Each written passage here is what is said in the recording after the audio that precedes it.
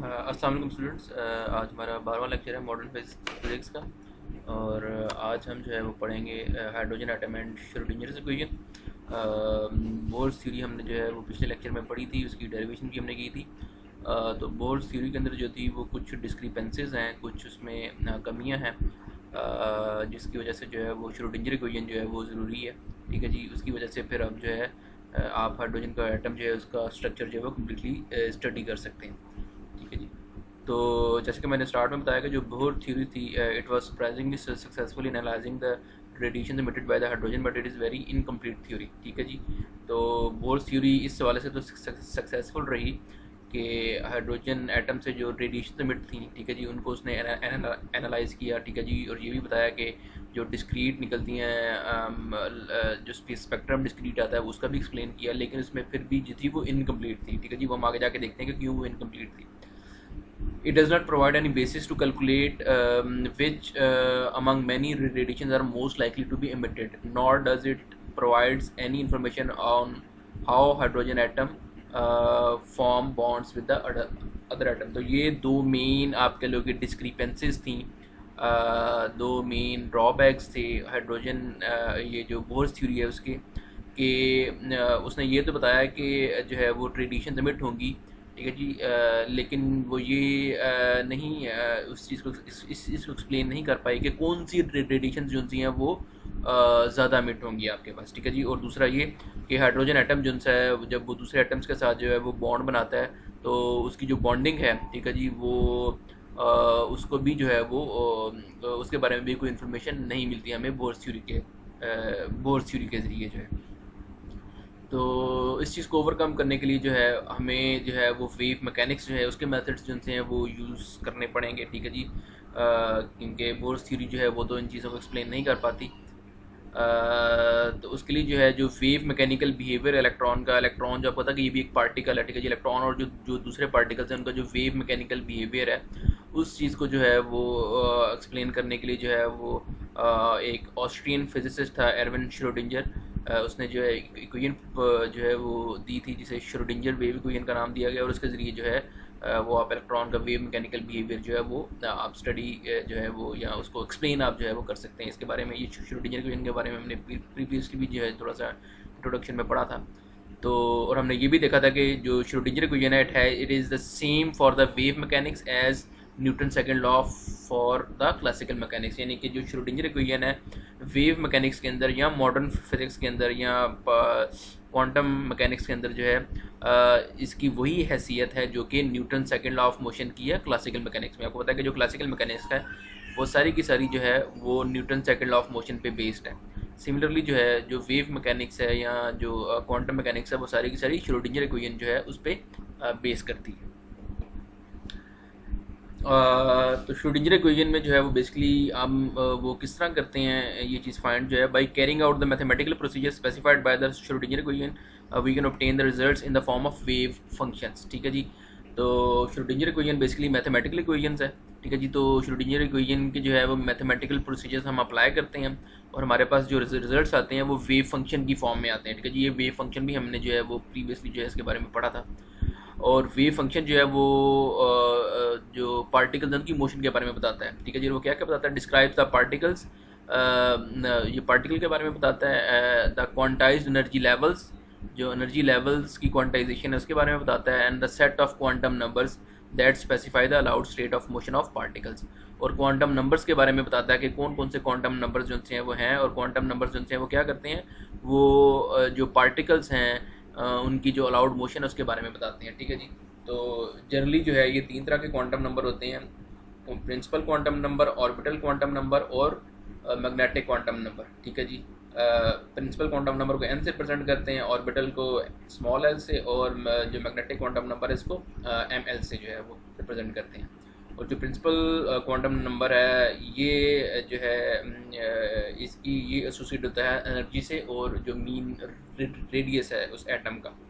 Similarly जो orbital quantum number है वो ऑर्बिटल एंगुलर मोमेंटम के बारे में बताता है, और जो मैग्नेटिक क्वांटम नंबर है ये ऑर्बिटल एंगुलर मोमेंटम जो है उसकी डायरेक्शन के बारे में जो है वो बताता है। ठीक है जी। और उसके अलावा फोर्थ क्वांटम नंबर भी होता है जिससे स्पिन, जो कि स्पिन से है रिलेटेड, ये भी हम आगे जाके जो है वो पढ़ेंगे। अच्छा जी, अब जो है जो वेव फंक्शंस हैं, और वेव फंक्शन हमारे पास कहाँ से आते हैं, ये आते हैं हमारे पास जब आप अप्लाई करते हैं श्रोडिंगर वेव इक्वेशन। ठीक है जी, किसी भी जो है वो किसी भी सिचुएशन के ऊपर। ठीक है जी, the wave function corresponding to the allowed state of the motion contains all the information about the behavior of the particle that can be known। ठीक है जी, तो किसी भी पार्टिकल के बिहेवियर के बारे में हमें जितनी भी इंफॉर्मेशन चाहिए वो सारी की सारी हमें जो वेव फंक्शन है वहाँ से मिल जाती है। ठीक है जी, by using these wave functions we can calculate anything we can know about the particle. तो पार्टिकल के बारे में जो है जो भी चीज़ हमें जाननी है हम वो वेव फंक्शंस के ज़रिए कैलकुलेट कर सकते हैं। तो ये इंपॉर्टेंट है वेव फंक्शंस की। और वेव फंक्शंस कैसे आता है हमारे पास, श्रोडिंगर वेव इक्वेशन से। ठीक है जी, तो श्रोडिंगर वेव इक्वेशन के मैथमेटिकल प्रोसीजर अप्लाई करके हम वेव फंक्शन हासिल करते हैं, और उस वेव फंक्शन के जरिए फिर हमें जो भी चीज़ कैलकुलेट करनी होती है पार्टिकल के बारे में वो हम कैलकुलेट कर सकते हैं by using those wave functions. अच्छा जी, in case of hydrogen atom the wave functions resulting from the Schrodinger equation can be used to find. अब हम स्पेसिफिकली आते हैं हाइड्रोजन एटम के ऊपर के जो हाइड्रोजन एटम है उसमें जो वेव फंक्शन हमारे पास आएगा श्रोडिंगर वेव इक्वेशन अप्लाई करने के बाद, या जो वेव फंक्शन आता है श्रोडिंगर वेव इक्वेशन अप्लाई करने के बाद, उसको यूज़ करते हुए हम क्या क्या चीज़ जो है वो फाइंड कर सकते हैं। तो ये जो है ये आपने फोकस करना है कि हाइड्रोजन एटम का जो है वो उसके लिए जो है वो वेव फंक्शन से हमें क्या क्या इन्फॉर्मेशन मिलती है। वो जो wave function Schrodinger wave equation से आएगा that can be use to find the mean radius of the atom. जो हाइड्रोजन एटम है उसका रेडियस हम फाइंड कर सकते हैं। Probability to find the electron at any specified location, electron जो है वो किस लोकेशन पे हो सकता है उसका जो है वो हमें पता चल सकता है by using the wave equation, the wave function. The probability for the electron to make transition from the one specified state to the another specified state। आपको पता है कि एटम के अंदर जो इलेक्ट्रॉन है वो एक स्टेट से दूसरी स्पेसिफिक स्टेट के अंदर ट्रांजिशन करता है, तो उस ट्रांजिशन की प्रोबेबिलिटी के बारे में हमें बताया गया कि कौन सी ट्रांजिशन ज़्यादा पॉसिबल है। ठीक है जी, similarly the magnetic movement of the atom and so on. और इसके अलावा जो है वो एटम के मैग्नेटिक मूवमेंट के बारे में बताता है। ये मैग्नेटिक मूवमेंट भी आई होप कि आपने जो है वो ईएमटी के अंदर पढ़ा होगा, अगर नहीं पढ़ा तो आप पढ़ लेंगे आगे जाके जो है। ठीक है जी, तो इसके बारे में भी जो है वो हमें बताता है।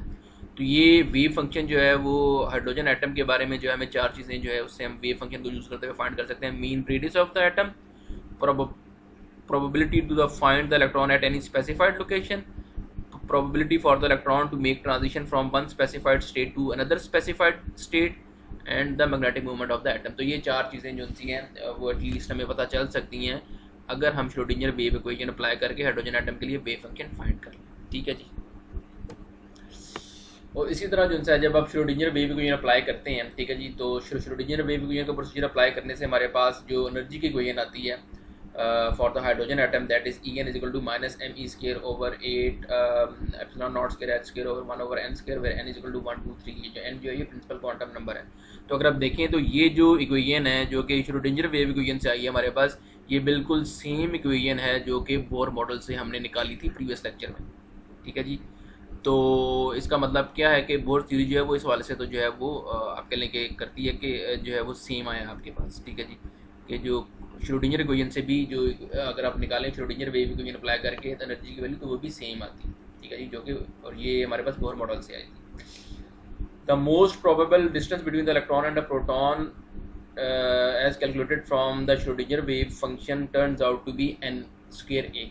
ठीक है जी, अगर आप श्रोडिंगर वेव इक्वेशन अप्लाई करें तो उससे जो है हमारे पास जो इक्वेशन आती है, ठीक है जी, distance between electron and proton, इसका मतलब है कि ये इलेक्ट्रॉन का एक तरह से रेडियस भी बताता है हमें, क्योंकि प्रोटॉन होता है सेंटर पे, इलेक्ट्रॉन उसके गिर्द गिर्द रिवॉल्व कर रहा होता है न्यूक्लियस के इर्द गिर्द, तो इसका मतलब है कि ये रेडियस भी शो करेगा इलेक्ट्रॉन का जो है। ठीक है जी, ऑर्बिटल रेडियस, तो वो जो है वो एन स्क्वायर ए के इक्वल आता है। And this is the lowest energy state, क्योंकि ये फर्स्ट ये जो है ये लोएस्ट एनर्जी स्टेट के लिए जो है most likely place to find the electron at the distance of 1 Bohr's radius, क्योंकि आपको पता है कि इसमें जो ए है ये बोर्स रेडियस कहलाता है, ये हमने पिछले लेक्चर के अंदर पढ़ा था। ठीक है जी, तो इसका मतलब है कि जो मिनिमम जो उसकी जो एनर्जी होगी इलेक्ट्रॉन की वो डेफिनेटली फर्स्ट ऑर्बिट में होगी n इज इक्वल टू 1 में, तो वहाँ पर जो उसकी आप कह लो कि जो डिस्टेंस होगा इलेक्ट्रॉन का प्रोटॉन से that will be equal to 1 Bohr radius, क्योंकि n इज इक्वल टू 1 होगा ना, तो फिर ये एक सिंपल ए आ जाएगा। तो ए क्या कहलाता है, बोर्स रेडियस। तो अगर सिंपल ए है तो उसका मतलब है कि 1 बोर जो है वो रेडियस के डिस्टेंस पे है इलेक्ट्रॉन प्रोटॉन से, ठीक है जी। तो ये भी जो है ये बोर्स से हमारे पास यही फार्मूला आता था, लेकिन इसमें जो मसला है वो ये है कि but the Bohr's model gives an incomplete interpretation as electron can be found anywhere between r is equal to 0 to r is equal to infinity.